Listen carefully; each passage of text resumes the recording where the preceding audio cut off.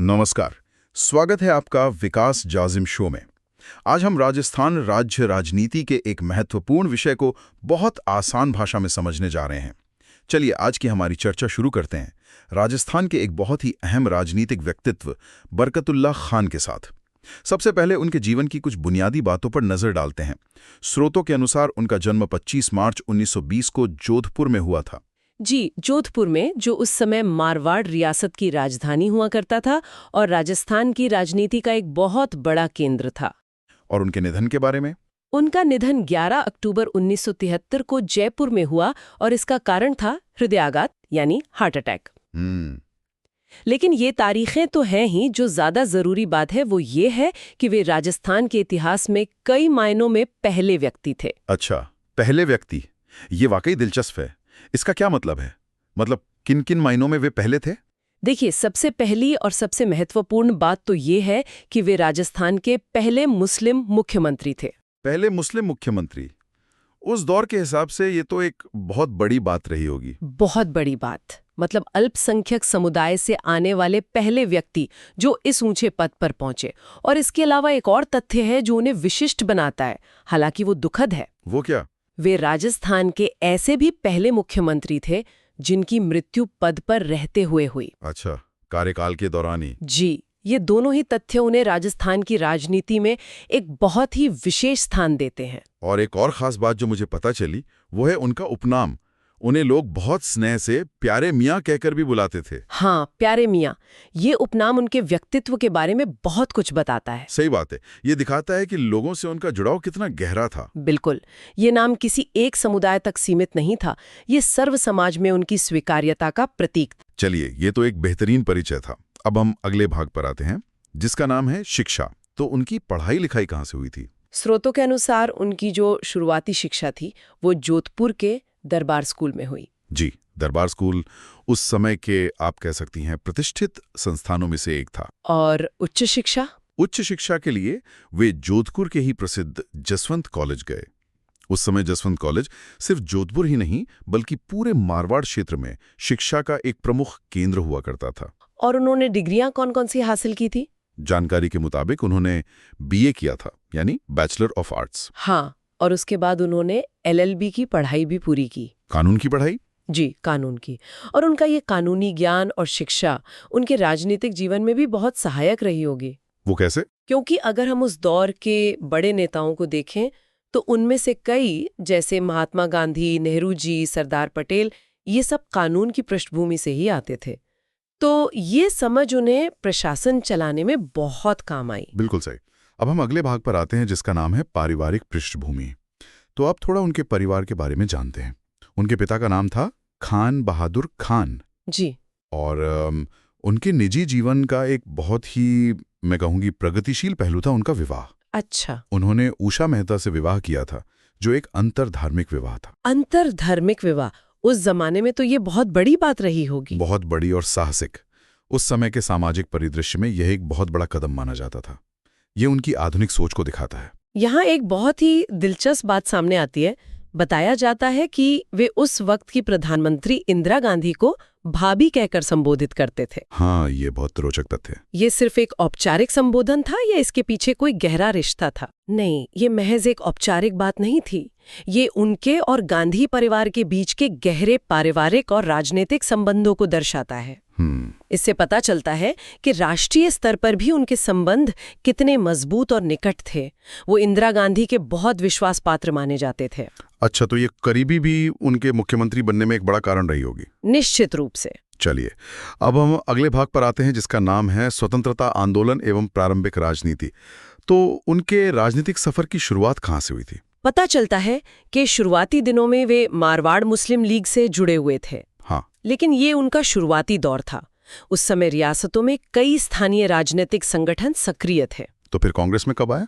बाद में जैसे जैसे राष्ट्रीय आंदोलन ने जोर पकड़ा, उन्होंने भारतीय राष्ट्रीय कांग्रेस की सदस्यता ग्रहण कर ली और फिर अपना पूरा राजनीतिक जीवन कांग्रेस के साथ ही बिताया।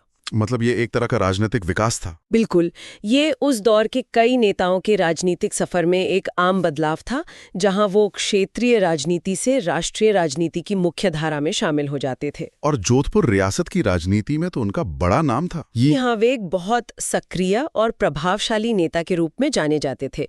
मुख्यमंत्री बनने से बहुत पहले ही उन्होंने जमीनी स्तर पर, खासकर मारवाड़ की राजनीति में अपनी एक मजबूत पकड़ बना ली थी। तो उनकी जड़ें जोधपुर में काफी गहरी थीं। बिल्कुल। अब हम अगले भाग पर आते हैं, जिसका नाम है विधानसभा एवं मंत्री पद। तो उनका जो विधायी करियर था वो भी काफी लंबा रहा। वे 1952 से लेकर 1973 के बीच कई बार राजस्थान विधानसभा के सदस्य चुने गए। जी, लगभग 2 दशक तक। और उनका मुख्य निर्वाचन क्षेत्र जोधपुर शहर ही रहा। मतलब अपने गृहनगर से ही वो लगातार जीतते रहे। हाँ, जो ये दिखाता है कि जनता का उन्हें लगातार समर्थन मिलता रहा। एक ही जगह से बार बार जीतना नेता की लोकप्रियता का सबसे बड़ा प्रमाण होता है। और मुख्यमंत्री बनने से पहले भी उन्होंने सरकार में महत्वपूर्ण जिम्मेदारियां संभाली थी। जी बिल्कुल, उन्होंने सिंचाई, लोक निर्माण यानी पीडब्ल्यूडी और स्वास्थ्य जैसे बड़े विभागों के मंत्री के रूप में काम किया। ये तो तीनों ही बहुत महत्वपूर्ण विभाग हैं। बहुत ज्यादा। ये तीनों विभाग किसी भी राज्य के विकास के लिए रीढ़ की हड्डी माने जाते हैं, और राजस्थान जैसे राज्य में सिंचाई और पीडब्ल्यूडी का तो विशेष महत्व है। सही बात है। तो इन पदों पर काम करने का अनुभव उनके मुख्यमंत्री कार्यकाल में जरूर काम आया होगा। उन्हें प्रशासन की गहरी समझ पहले से थी।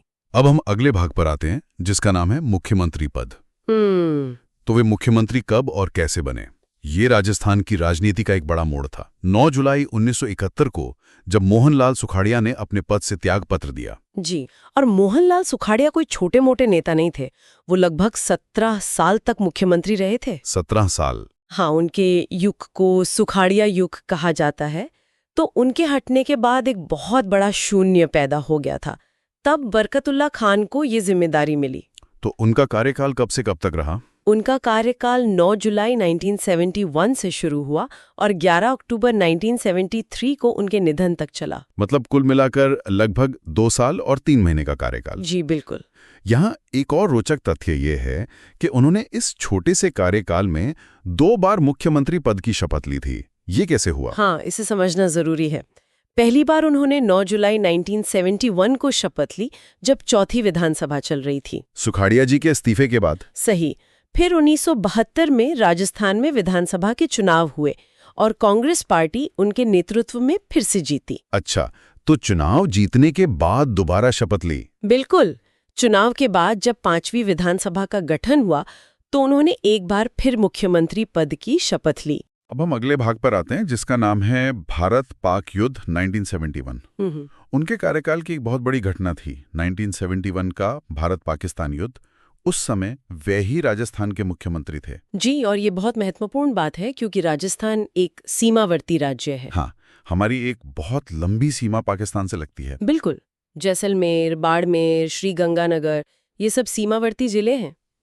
तो युद्ध के समय ऐसे राज्यों में सुरक्षा व्यवस्था और प्रशासनिक तालमेल बनाए रखना एक बहुत बड़ी चुनौती होती है। तो उस मुश्किल दौरान में उनकी क्या भूमिका रही? उनकी भूमिका बहुत महत्वपूर्ण थी। उन्होंने युद्ध काल में राज्य के प्रशासन, राहत कार्यों और सबसे जरूरी केंद्र सरकार और सेना के साथ समन्वय का पूरा काम अपने नेतृत्व में संभाला। मतलब एक बहुत ही नाजुक जिम्मेदारी। बहुत नाजुक। सीमावर्ती क्षेत्रों में स्थिरता बनाए रखना और सेना को हर तरह का जरूरी सहयोग प्रदान करना, ये उनकी प्रमुख जिम्मेदारियों में से एक था। उनका नेतृत्व इस मुश्किल समय में राज्य के लिए बहुत महत्वपूर्ण साबित हुआ। अब हम अगले भाग पर आते हैं, जिसका नाम है मुख्यमंत्री काल की विशेषताएं। तो उनके मुख्यमंत्री कार्यकाल की मुख्य बातें क्या थीं?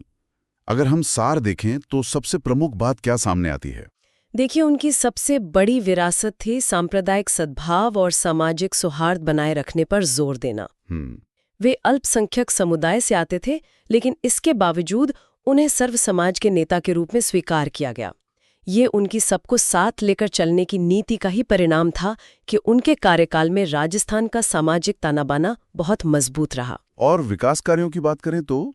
विकास में उनके कार्यकाल में सिंचाई और कृषि विकास को भी प्राथमिकता दी गई। अच्छा, ये तो स्वाभाविक भी लगता है। स्वाभाविक भी था क्योंकि वे पहले सिंचाई मंत्री रह चुके थे और राजस्थान के अर्थव्यवस्था में कृषि और पानी के महत्व को बहुत अच्छी तरह समझते थे। मतलब उन्हें राज्य की नब्ज पता थी। बिल्कुल। और जो रेट है उसमें भी ज़्यादा फर्क नहीं आया। मतलब जुम्मे को याद है जब मैं छोटा था तो उस टाइम पे जो भी रेट था उससे शायद 15 या 20 रुपए कुछ ऊपर नीचे हुआ होगा। अगर अपनी ड्रिंक भी लाने जा रहे हो, कुछ खाने के लिए भी जा रहे हो, आपको स्टेज पूरा बाकायदा दिख रहा है। You are not missing any part of the concert. अब हम अगले भाग पर आते हैं जिसका नाम है मुख्य सचिव। उनके कार्यकाल के दौरान मुख्य सचिव कौन कौन थे? यहाँ 2 नाम दिए गए हैं, जोरावर सिंह और सुंदरलाल। जी, मुख्य सचिव यानी चीफ सेक्रेटरी राज्य का सर्वोच्च प्रशासनिक अधिकारी होता है। और मुख्यमंत्री का सबसे करीबी सलाहकार भी। बिल्कुल। मुख्यमंत्री नीतियां बनाते हैं, लेकिन उन्हें जमीन पर उतारने का काम प्रशासन का होता है, जिसका नेतृत्व मुख्य सचिव करते हैं। तो जोरावर सिंह और सुंदरलाल, इन दोनों ने उनके कार्यकाल में इस महत्वपूर्ण पद पर रहकर राज्य के प्रशासन को चलाने में उनकी मदद की। एक अच्छी टीम की तरह। जी हाँ, एक कुशल मुख्यमंत्री और एक सक्षम मुख्य सचिव की जोड़ी ही प्रभावी शासन दे पाती है। अब हम अगले भाग पर आते हैं जिसका नाम है स्मृति एवं महत्व। अंत में अगर हम उनके महत्व और उनकी विरासत को देखें तो उन्हें आज किस रूप में याद किया जाता है?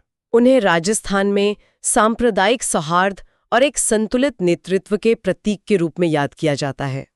उनके प्यारे मियाँ की छवि आज भी लोगों के जहन में जिंदा है, जो उनके अपनेपन और मिलनसार व्यक्तित्व को दर्शाती है। और राजनीतिक दृष्टि से उनका क्या महत्व है? राजनीतिक दृष्टि से देखें तो राजस्थान में एक बहुत लंबा सुखाड़िया युग था। उस युग के बाद बरकतुल्लाह खान एक संक्रमण काल के यानी एक ट्रांजिशन पीरियड के मुख्यमंत्री रहे। मतलब एक बड़े बदलाव का दौर। जी, उन्होंने उस बदलाव के दौर में राज्य को एक स्थिर नेतृत्व प्रदान किया।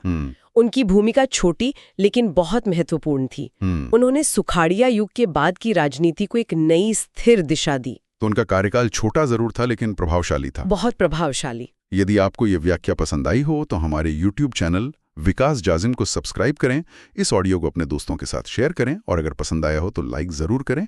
अपने सुझाव और विचार कमेंट बॉक्स में अवश्य लिखें। धन्यवाद।